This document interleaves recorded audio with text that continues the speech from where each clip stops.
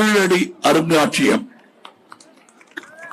கலைஞர் நூற்றாண்டு நூலகம், ஜல்லிக்கட்டுக்கான அரங்கம், இப்படி 70 திட்டங்கள்.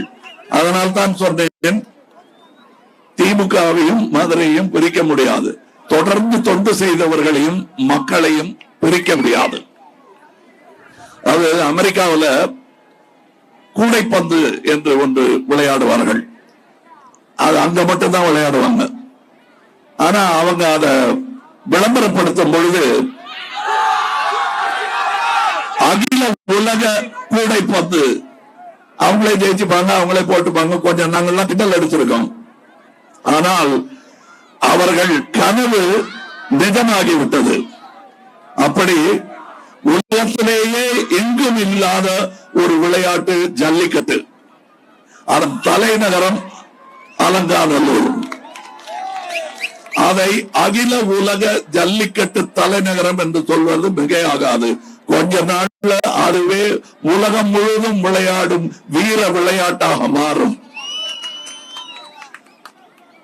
அதாவது எங்களுக்கு கொடுக்க வேண்டிய பட்ஜெட்ல கொஞ்சம் கொடுங்கன்னு கேட்டாலே கொடுக்க மாட்டேங்கிறாங்க.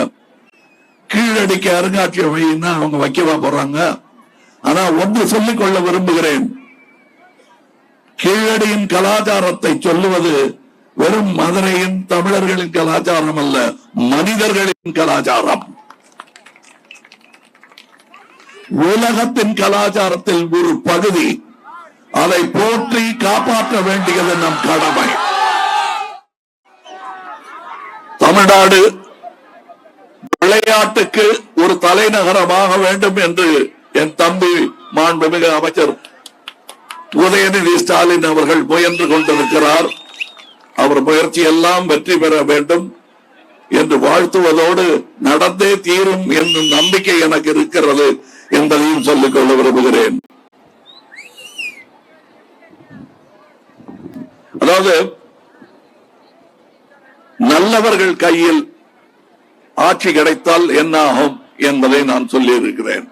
இந்த மாதிரி ஆட்கள் கையில அரசியல் பலத்தை நீங்கள் கொடுத்தால் ரயில் போக வேண்டிய இடத்துக்கு போய் சேரும், தனி தாகத்துக்கு தவிக்கும் வாய்க்கு போய் சேரும், கல்வி அதற்காக காத்திருக்கும் மக்களுக்கு போய் சேரும். கல்விதான் நம் பலம். நம்மை பிரிப்பதற்கு பல சக்திகள் இருக்கின்றன. 100 வருடத்திற்கு முன்னாடி இப்படி ஒரு கூட்டத்தை காந்தியார் மட்டுமே கூட்டி இருக்க முடியும்.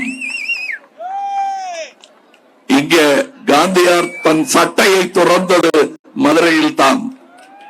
மதுரை மக்களை பார்த்து, ஓஹோ, இந்த காற்றை எதிர்கொள்வதற்கு நம் தோலை விட சிறந்தது எதுவும் இல்லை என்று முடிவெடுத்த இடம் இந்த மதுரை தான்.